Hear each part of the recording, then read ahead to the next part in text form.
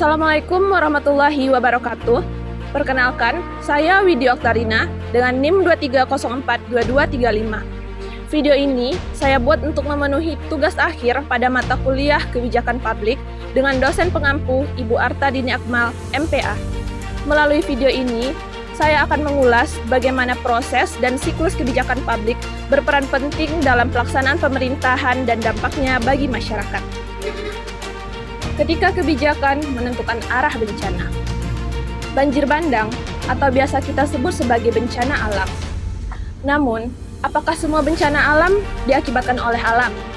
Atau justru ada keputusan-keputusan dari manusia yang diam-diam menentukan arah kehancuran?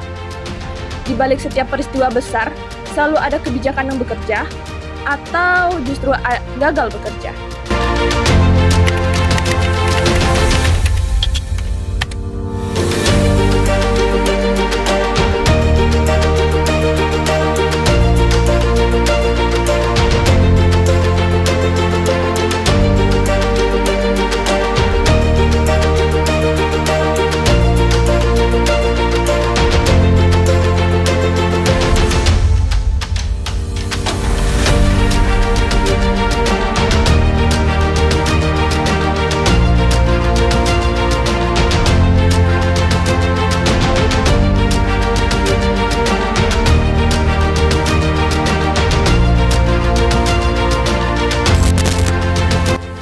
Kebijakan publik merupakan sarana utama pemerintah dalam mengarahkan jalannya pemerintahan dan menjawab persoalan masyarakat.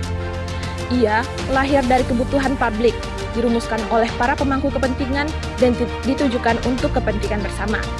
Namun, kebijakan tidak cukup hanya tertulis di atas kertas saja. Ia harus diwujudkan dalam tindakan nyata agar tujuan yang telah ditetapkan dapat benar-benar tercapai. Disinilah peran kebijakan pemerintah menjadi krusial karena menentukan arah, kualitas, dan keberhasilan penyelenggaraan pemerintahan. Pada dasarnya, kebijakan publik berjalan dalam sebuah siklus, dimulai dari identifikasi masalah, penetapan agenda, perumusan kebijakan, legitimasi, pelaksanaan, hingga evaluasi. Setiap tahapan saling berkaitan. Kegagalan pada suatu tahap akan berdampak pada keseluruhan proses kebijakan. Tahapan yang paling menentukan dalam siklus kebijakan adalah implementasi. Disinilah keputusan diterjemahkan menjadi tindakan nyata. Keberhasilan dari implementasi sangat bergantung pada ketersediaan sumber daya, koordinasi antar lembaga, komunikasi, serta komitmen para pemangku kebijakan. Partisipasi dari masyarakat juga menjadi kunci yang sangat penting. Kebijakan yang dirancang secara partisipatif cenderung lebih diterima dan dijalankan dengan baik dibanding kebijakan yang bersifat top-down. Pemirsa, Kabupaten Aceh Tamiang Aceh tampak luluh lantak usai diterjang banjir bandang. Pemirsa, banjir bandang terjang Nagari Malalak Jumlah Timur. korban bencana banjir dan longsor yang melanda 52 kabupaten dan kota di 3 provinsi di Sumatera terus bertambah. Badan Nasional Penanggulangan Bencana mencatat hingga 15 Desember jumlah korban di wilayah mencapai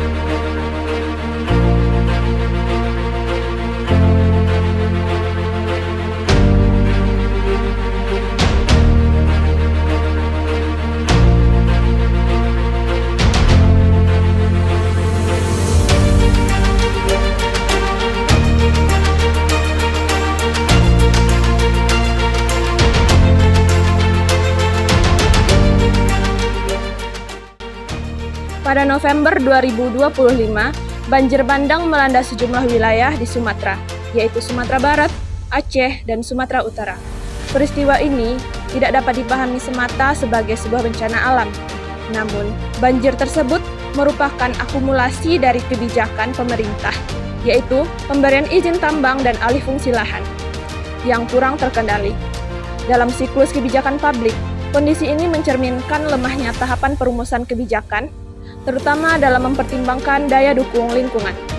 Alih fungsi lahan yang masif menunjukkan kebijakan yang lebih menekankan kepada kepentingan ekonomi jangka pendek tanpa pengendalian tata ruang yang ketat. Akibatnya, kawasan hutan kehilangan fungsi ekologisnya dan daerah resapan air. Kebijakan pusat melalui penyederhanaan pemerintah turut memperkuat kondisi ini. Pengawasan yang lemah dan tumpang tindih izin menunjukkan kegagalan dalam proses kebijakan publik. Bencana ini akhirnya menjadi bukti bahwa kebijakan yang tidak dikelola dengan baik dapat berubah menjadi sumber masalah besar. Dapat kita ketahui bersama bahwa kebijakan publik memiliki peran besar dalam menentukan arah dan kualitas pemerintahan. Ketika setiap tahapan kebijakan dijalankan tanpa perencanaan, pengawasan, dan evaluasi yang matang, dampak buruknya akan dirasakan langsung oleh masyarakat. Pembelajaran dari banjir yang terjadi di Sumatera harus menjadi refleksi bagi kita bersama, bahwa kebijakan publik seharusnya menjadi solusi, bukan sumber bencana alam. Karena pada akhirnya, keberhasilan pemerintah tidak hanya diukur dari pertumbuhan ekonomi saja, tetapi dari sejauh mana kebijakan mampu menjaga kehidupan, lingkungan, dan kesejahteraan masyarakat.